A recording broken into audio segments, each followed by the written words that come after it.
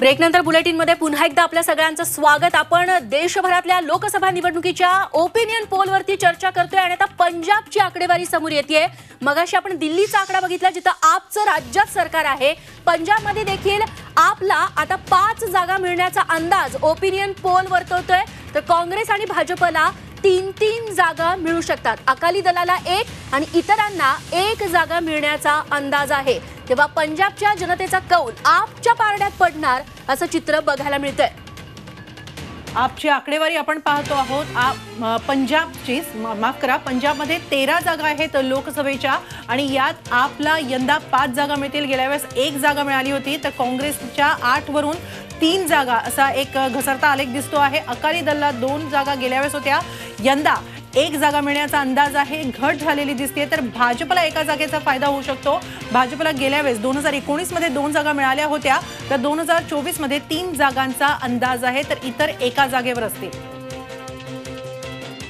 यानंतर हरियाणामध्ये काय चित्र आहे हे आपण पाहूया। ओपिनियन पोलनुसार हरियाणामध्ये एनडीएला 9 जागा मिळण्याचा अंदाज आहे, तर इंडिया आघाडीला 1 जागा मिळू शकते। शेतकरी आणि पैलवान आंदोलनाचा फारसा परिणाम ओपिनियन पोलमधून तरी दिसत नाहीये।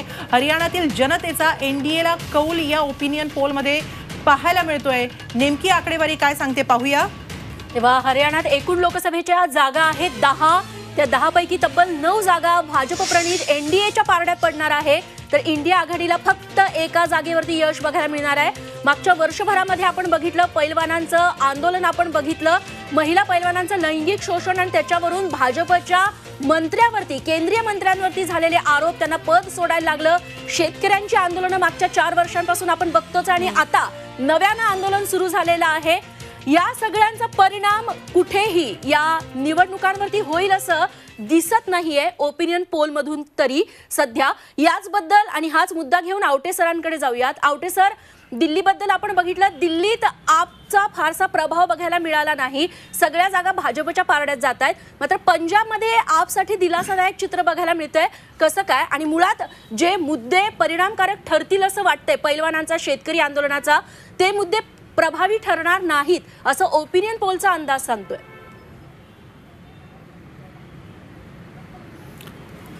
दिल्लीचा जो अंदाज आहे त्यामध्ये त्यात काही मला फार आश्चर्यकारक वाटत नाही, कारण तसं घडू शकतं, ते घडण्याची शक्यता जास्त आहे दिल्लीमध्ये। याचं कारण असं आहे की ज्याप्रमाणे सांगितलं गेलं की दिल्लीमध्ये हे खरं आहे की राज्यामध्ये केजरीवाल आणि केंद्रामध्ये मोदी अशा प्रकारचं एक मॉडेल तिथे बऱ्यापैकी सर्वमान्य आहे आणि त्यामुळे असा एक अंकुश ठेवण्याचा प्रयत्न मतदार करतो। त्यामुळे दिल्लीमध्ये हे घडण्याची शक्यता नाकारता येत नाही की जो तुम्ही दाखवत आहात तसं घडू शकतं। पंजाबमध्ये काही फार मोठा फरक दिसत नाही आहे। हरियाणामध्ये मात्र मला असं वाटत नाही की असं घडेल, कारण याचाही परिणाम होणार नाही निवडणुकीवर, त्याचाही परिणाम होणार नाही, तर मला असं वाटत नाही की मला शेतकरी आंदोलन एवढं तीव्र आहे। मागच्या वेळी झालं होतं, आत्ताही शेतकरी आंदोलन सुरू आहे एका अर्थानं, आणि त्यातले शेतकरी प्रामुख्याने हरियाणाचे आहेत।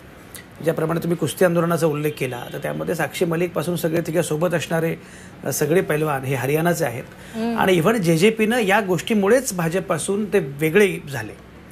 याला कारण असं आहे की चौटालांच्या हे लक्षात आलं की स्थानिक संदर्भामध्ये आपल्या विरोधामध्ये खूप मोठा असंतोष आहे आणि जर आपण भाजपसोबत राहिलो तर याचा फटका आपल्याला थेटपणे बसेल आणि त्यामुळे भाजपला सोडण्याचा निर्णय त्यांनी घेतला। त्यामध्ये आम्हाला 1 जागा हवी आहे, 2 जागा हव्या होत्या पण 1 जागा मिळाली, हा जागा वाटपाचा मुद्दा नव्हता। लोकसभेच्या तोंडावर भाजपपासून सुटका करून घेत आपल्याला स्थानिक संदर्भामध्ये आपली एक प्रतिमा आहे हे सांगण्याचा प्रयत्न केला गेला।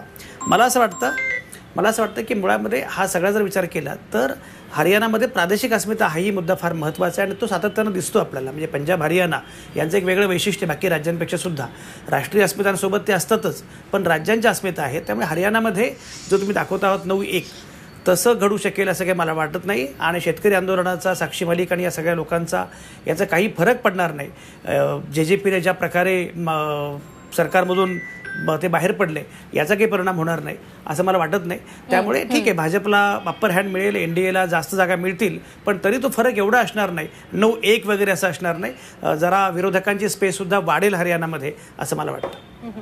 नक्कीच थोडक्यात मगासपासून जे आपण पाहतो आहोत तर प्रादेशिक मुद्दे तितकेसे प्रभावी दिसत नाहीयेत प्रत्येक ठिकाणी. जसा हरियाणाचा मुद्दा घेतला किंवा पंजाब किंवा आणखीन इतर कोणत्या राज्याचा मुद्दा घेतला तर तो तितकासा प्रभावी ठरताना दिसत नाही. जसं मगाशी आपण मृणालिनी जी बोलत होतात की राष्ट्रवाद किंवा सांस्कृतिक राष्ट्रवाद म्हणा किंवा राष्ट्रीय मुद्दे जे आहेत त्यांना प्राधान्य लोकसभेच्या या निवडणुकांमध्ये मिळताना दिसतं आहे. तर हा सगळा लोकांच्या विचारांचा कौल कसा काय वाटतं याच्यातून? आपण एक लक्षात घेतलं पाहिजे की छोट्या छोट्या घटनांच्या मागे खूप मोठं काहीतरी एक नेटवर्किंग असतं. 100 वर्ष राष्ट्रीय स्वयंसेवक संघाला आता लवकरच होतील. संघाबद्दल असं बोललेलं कदाचित संघाच्याही पदाधिकाऱ्यांना आवडणार नाही, आम्ही काही राजकारणात नाही वगैरे असं ते म्हणतील. पण त्या सगळ्या चळवळीचे जे कार्यकर्ते आहेत त्यांना राम मंदिर बांधलं गेल्यानंतर, भारताची आर्थिक घोडदौड सुरू झाल्यानंतर कुठेतरी आपला विचार इथे रुजवायचं स्वप्न आता कवेत आलंय असं वाटतंय. त्यांनी 2014 साली पण काम केलं, 2019 साली पण काम केलं आणि यावेळेला तर 370 रद्द होणं, आत्ता नुकताच जो निर्णय झाला त्याबद्दल म्हणजे विस्थापितांना कशी हे द्यायची, या सगळ्यांनी मिळून एक कुठेतरी सांस्कृतिक राष्ट्रवादाचं रसायन इथे तयार झालेलं आहे. ते तुमच्या माझ्यासारखे पत्रकार मान्य करतील नाही करणार मला माहिती नाही, पण ते रसायन आधीच या भारतामध्ये होतंच. आता कुठेतरी जय मिळायला लागल्याबरोबर ते रसायन अधिक चांगल्या रीतीने त्याला धुमारे येत आहेत. त्यामुळे तुमच्या पाहणीत जे दिसतंय की हा मुद्दा आहे तर तो मुद्दा असू शकेल असं मला पण पत्रकार म्हणून निश्चितपणे वाटतं. आता याचा लाभ कोणाला मिळेल तर याचा लाभ निश्चितच या मुशीतून बाहेर आलेल्या भारतीय जनता पक्षाला मिळेल असं आत्ता तरी म्हणता येईल. दुसरं काय झालेलं आहे की या देशातल्या लेफ्ट लिबरल्सनी ज्यांनी आयडिया ऑफ इंडियामध्ये मोठ्या प्रमाणात कॉन्ट्रीब्यूट केलेलं आहे, पण त्यांनी मोदी जिंकून येत आहेत हे वास्तव समजूनच घेतलेलं नाही आहे. की मला एखादी गोष्ट पटते किंवा पटत नाही यापेक्षाही जनता ती गोष्ट जर मान्य करते तर त्याच्यामागची कारणं काय आहेत ती समजून घेणं आणि त्या कारणांना विरोध करणारी विचारधारा निर्माण करणं हे उत्तर असतं कोणत्याही राजकीय पक्षामध्ये. ते होताना दिसत नसल्यामुळे हा कुठेतरी भारतीय जनता पक्षाला मोकळा झालेला सामना आहे.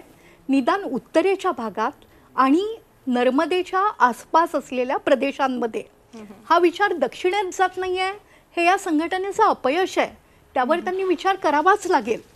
पण जसं आपण मगाशी बोलत होतो की महाराष्ट्रासारख्या राज्यामध्ये जिथे अत्यंत कटकटी झाल्या गेल्या 3 वर्षांमध्ये, म्हणजे खरं तर जे जे होऊ नये एखाद्या राजकीय व्यवस्थेत ते सगळं महाराष्ट्रात झालं.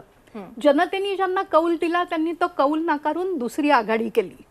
त्यानंतर एक पक्ष फुटला, तो महाराष्ट्राच्या अस्मितेशी नातं असलेला शिवसेना नावाचा ठाकरे परिवारांनी तयार केलेला पक्ष होता, तो फुटला.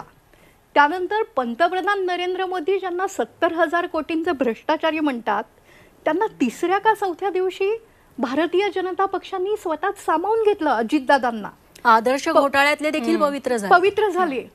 पक्ष फोडले गेले हे विधान मला मान्य आहे, पण त्याची दुसरी बाजू पक्ष का फुटले आणि राजकारणात जो कोण पक्ष असतो तो स्वतःची शक्ती वाढवायला कुठलीही फूट जनरेट करायचा प्रयत्न करत असतो. जसं एकनाथ शिंदे महाशक्ती या मागे आहे म्हणाले, ही महाशक्ती जेव्हा त्यांची काही काही कामं करत होती तेव्हा त्यांना रोखण्यात विरोधी पक्ष अपयशी ठरले हे सत्य आहे. अशोक चव्हाण जे 2 दिवसांपूर्वी जागा वाटप चर्चेला जाऊन बसले होते ते अचानक चालले गेले. त्यानंतर भारतीय जनता पक्ष इतका वेगळा पक्ष आहे की त्या अशोक चव्हाणांना मान्य असलेला उमेदवार त्यांनी नांदेडला दिलाच नाही, उमेदवार तोच ठेवला खासदार. हे सगळं जे अजब रसायन सुरू आहे त्याचे कुठेतरी परिणाम इथे दिसत आहेत. मागच्याही आपल्या सर्वेच्या वेळेला मी म्हटलं होतं की भारतीय जनता पक्षाला मिळालेल्या टक्केवारीत जर शिंदेंच्या शिवसेनेमुळे 10% मतं येऊन मिळाली आणि राष्ट्रवादी काँग्रेसमधली 8% मतं अजितदादांना येऊन मिळाली तर भारतीय जनता पक्षाची टक्केवारी खूप मोठी होईल. गेल्या वेळेस पण भारतीय जनता पक्षाच्या खासदारांचं जे मताधिक्य होतं ते बऱ्यापैकी जास्त होतं. त्यामुळे 45 जागा मिळतील असं मला आज अजिबात म्हणायचं नाही. उद्धव ठाकरे अत्यंत कसोशीने प्रयत्न करतायत आणि पवारसाहेब जिथे तिथे जाऊन एक वेगवेगळी समीकरणं अत्यंत शांतपणे प्रत्यक्षात आणतायत. पण आज ॲडव्हान्टेज भारतीय जनता पक्षाला नाहीच असं आपण म्हणणं निश्चित. आणि हा अत्यंत चुकीचं ॲडव्हान्टेज ठरणार आहे. विरोधक तितके सक्षम नसणं ही देखील एक मोठी बाजू म्हणायला हवी. हाच मुद्दा घेऊन मला आवटे सरांकडे जायचं आहे. आवटे सर, एक सक्षम विरोधक, एक सक्षम विरोधी चेहरा मोदी असेल तर मोदींच्या समोर तेवढाच सक्षम चेहरा नसणं हे कुठेतरी इंडिया आघाडीला मारक ठरतंय आणि म्हणून त्यांच्या जागा कमी होताना प्रत्येक राज्यात बघायला मिळत आहेत असं वाटतंय आपल्याला. नाही, सगळ्यात पहिल्यांदा मगाच एक उल्लेख करतो, विश्वास पाठकांना चांगली मतं मिळाली, चांगल्या जागा मिळाल्या तर त्यांनी पेढे दिले तर ते पेढे घ्यायला मी तयार आहे. त्याबद्दल विश्वास पाठकांनी अगदी विश्वास बाळगावा. विश्वास पाठक माझे जुने मित्र आहेत. नानिवडेकर मॅडम ज्या मगाशी सांगत होत्या त्याच्याबद्दल एक महत्त्वाचा मुद्दा असा आहे की मुळामध्ये सांस्कृतिक राष्ट्रवादाचं रसायन भारतात तयार होत आहे. हे फार स्फोटक आहे. हे रसायन कायमच स्फोटक असतं. मला असं वाटतं की सांस्कृतिक राष्ट्रवाद तो कुठला पक्ष आहे किंवा कुठली संघटना आहे हा अतिशय वेगळा मुद्दा आहे. पण सांस्कृतिक राष्ट्रवाद हा भारताच्या संवैधानिक राष्ट्रवादाच्या कल्पनेला छेद देणारा, आयडिया ऑफ इंडियाच्या कल्पनेला छेद देणारा असा आहे. आणि हा सांस्कृतिक राष्ट्रवाद जर खरंच त्याला बळ मिळत असेल, त्यांनी उल्लेख केला की RSSच्या स्थापनेला 100 वर्ष होत आहेत वगैरे. राष्ट्रीय स्वयंसेवक संघ हा इथे प्रभावी होताच, त्यांचे निरलस कार्यकर्ते, केडर वगैरे सगळं होत असते की आत्ताच नाही आहे. त्यामध्ये आता अचानकपणे वाढलं असं म्हणण्याचं कारण नाही. पण मुळामध्ये या निमित्तानं सांस्कृतिक राष्ट्रवाद अधोरेखित होत असेल तर हे फार चिंताजनक आहे. हा एक मुद्दा मी नोंदवतो. महत्त्वाचा भाग असा आहे की मुळात काय होईल 2024च्या लोकसभा निवडणुकीमध्ये, तर मला स्वतःला असं वाटतं NDAला, भाजपला चांगल्या जागा मिळतील आणि पूर्ण बहुमतानं भारतीय जनता पक्ष सत्तेमध्ये येईल असं साधारणपणे एक कल दिसतो आहे. तो अंदाज आपण मान्य करायला पाहिजे. मुद्दा असा आहे की याच्यामध्ये काय घडतं आहे. तुम्ही जे म्हणता आहात की नरेंद्र मोदी विरुद्ध कोण, तर मुळात असं काही विरोधक सक्षम नाहीत यापेक्षा सुद्धा विरोधक असूच नये अशा प्रकारची जी व्यवस्था उभी राहिलेली आहे ती लोकशाहीला फार घातक आहे. म्हणजे भारताची जी कल्पना आहे, भारताच्या कल्पनेमध्ये कायमच लोकशाही व्यवस्थेमध्ये विरोधक सर्वात महत्त्वाचा, विरोधाची स्पेस असली पाहिजे, विरोधाचा अवकाश असला पाहिजे. आणि हा विरोधाचा अवकाश प्रत्येक माध्यमातून, म्हणजे विरोधी पक्ष असतील, माध्यमं असतील, या सगळ्या माध्यमातून विरोधी पक्ष विरोधकाची भूमिका मांडण्याचा तो अवकाश असला पाहिजे. हा अवकाशच अगोदर बंद करून टाकायचा आणि मग विरोधक निष्प्रभ आहेत असं म्हणायचं, हे फार बरोबर नाही आहे. हा त्यातला महत्त्वाचा भाग आहे. दुसरा असा की ज्याचा मगाशी उल्लेख झाला की मुळामध्ये भारताची लोकशाही संसदीय लोकशाही आहे. इथे जो बायडेन विरुद्ध डोनाल्ड ट्रम्प असा काही मुकाबला नाही आहे की कोण मग बायडेन आहे तिकडे डोनाल्ड ट्रम्प आहेत. इथे 543 खासदार निवडून येतील आणि मग ते पंतप्रधान निवडतील. त्यामुळे आपल्या अध्यक्षीय लोकशाहीचं रूपांतर, आपल्या संसदीय लोकशाहीचं रूपांतर अध्यक्षीय लोकशाहीमध्ये होत जाणं आणि त्याला एका अर्थानं प्रतिष्ठा मिळणं हे मला असं वाटतं की फार बरोबर नाही. तुम्ही गंमत बघा, भारतामध्ये ज्या लोकांची पंतप्रधान म्हणून निवड झाली ते अनेक लोक पूर्वी माहितीही नव्हते. डॉक्टर मनमोहन सिंग ज्याने 10 वर्ष पंतप्रधान म्हणून काम केलं, तर मनमोहन सिंग पंतप्रधान होतील असं काही माहिती नव्हतं किंवा मनमोहन सिंगांना त्या अर्थानं फार कौल मिळाला होता अशातलाही भाग नाही. दूर कशाला, आपले आत्ताचे पंतप्रधान नरेंद्र मोदी हे पंतप्रधान होईपर्यंत साधे खासदार पण नव्हते. पूर्वी मुख्यमंत्री होते, अत्यंत प्रादेशिक नेते होते. प्रादेशिक नेते असणारे नरेंद्र मोदी हे भारताचे पंतप्रधान झाले आणि भारताने ते स्वीकारले. मुद्दा हा नाहीच आहे. त्यामुळे मला असं वाटतं की या प्रकारे अध्यक्षीय निवडणुकीचं प्रारूप लादणं हे जे सुरू आहे ना, याच्यावर आपल्याला काम करावं लागणार आहे. ही संसदीय लोकशाही आहे आणि लोकांनी नरेंद्र मोदींना निवडणं ही छान गोष्ट आहे. लोकांचा कौल आहे, त्यामध्ये अडचण काहीच नाही आहे. नरेंद्र मोदी भारताचे पंतप्रधान आहेत, माझेही पंतप्रधान आहेत, आपल्यापैकी प्रत्येकाचे पंतप्रधान आहेत. त्यांचं कौतुक केलं पाहिजे, त्यांना शुभेच्छा दिल्या पाहिजेत. ते पुन्हा येतील कदाचित, हा मुद्दा वेगळा. पण भारतीय लोकशाहीच्या अनुषंगाने जे पेच आपल्यासमोर आहेत, मी मगाशी म्हटल्याप्रमाणे पहिलं म्हणजे सांस्कृतिक राष्ट्रवादाचं रसायन, ज्याचा उल्लेख नारोडेकर मॅडमने केला. सांस्कृतिक राष्ट्रवादाचं रसायन हे आगामी कालावधीमध्ये स्फोटक ठरणार आहे आणि ते आपल्या संविधानिक राष्ट्रवादाच्या विरोधी आहे. हा पहिला मुद्दा.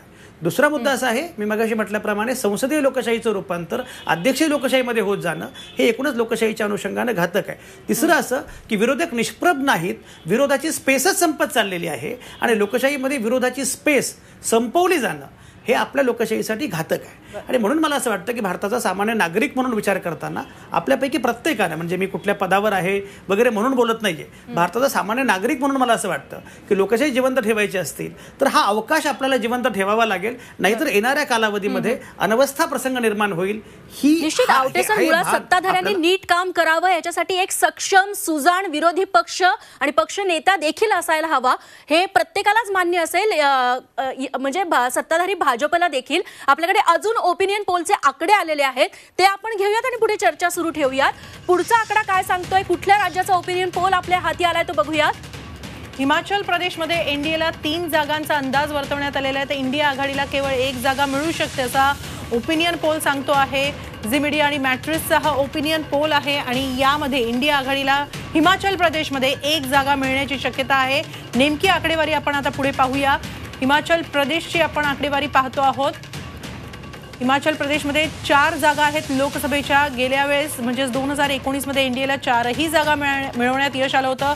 2024 मध्ये मात्र 1 जागेचा तोटा दिसतो आहे. एनडीएला 3 जागा मिळतील आणि इंडिया आघाडी ज्यांनी गेल्या वेळेस कोणतीही त्यांचं खातं उघडलं नव्हतं त्यांना मात्र यावेळेस 1 जागा इंडिया आघाडीला हिमाचल प्रदेशमध्ये मिळू शकतो असं दिसतंय. दरम्यान हा ओपिनियन पोल पाहत असतानाच आपण काही प्रश्न सुद्धा विचारलेले आहेत. सीए कायद्याचा सर्वात अधिक फायदा कुणाला होईल असा प्रश्न या सर्वेक्षणादरम्यान विचारण्यात आला आणि याचा फायदा भाजपला होईल सर्वाधिक असं 46% लोकांना वाटतंय. विरोधी पक्षाला 21% जणांचं मत आहे की विरोधी पक्षांना याचा फायदा होईल, तर 25% लोकांना वाटतं की सीए कायद्याचा कुणालाही फायदा होणार नाही. 8% लोकांना कोणतंही उत्तर देता आलेलं नाहीये. दुसरा प्रश्न आम्ही सर्वेक्षणादरम्यान विचारला तो म्हणजे नारी शक्ती वंदन कायद्याचा भाजपला मतदानात किती फायदा होईल, तर फक्त 29% लोकांचं म्हणणं आहे की खूप जास्त फायदा होईल. 41% लोकांचं म्हणणं होतं की काही प्रमाणात फायदा होईल, काही फरक पडणार नाही असं 22% लोकांचं मत होतं. तर कोणतंही मत नाही असं म्हणणारे देखील 8% इतके लोक आहेत. सीए कायद्याचा आणि किती फायदा होईल किंवा कल्याणकारी योजनांचाच मुळात किती फायदा कुणाला कसा होऊ शकतो हाच या प्रश्नांचा एक उद्देश होता. या अनुषंगाने आणखीन पुढे चर्चा आपण चालू ठेवणार आहोत. इतरही राज्यांचे ओपिनियन पोल पाहणार आहोत. मात्र इथं वेळ झाली आहे एका छोट्याशा ब्रेकची. पाहत राहा झी 24 तास. रहा एक पाऊल पुढे.